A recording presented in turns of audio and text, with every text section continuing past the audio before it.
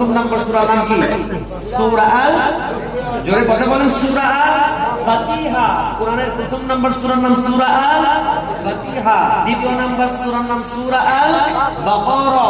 তৃতীয় নাম্বার সূরা আল ইমরান।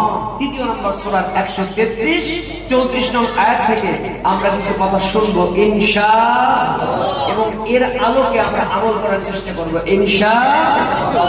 আসুন এগিয়ে যাই, আমার সাথে সবাই সুন্দর করে বলুন, আউযু বিল্লাহি মিনাশ শাইতানির রাজীম, বিসমিল্লাহির রহমানির রহিম, ওয়াসারিউ ইলা মাগফিরাতিন মির রাব্বিকুম ওয়া জান্নাতিন 'আরদুহা আস-সামাওয়াতু ওয়াল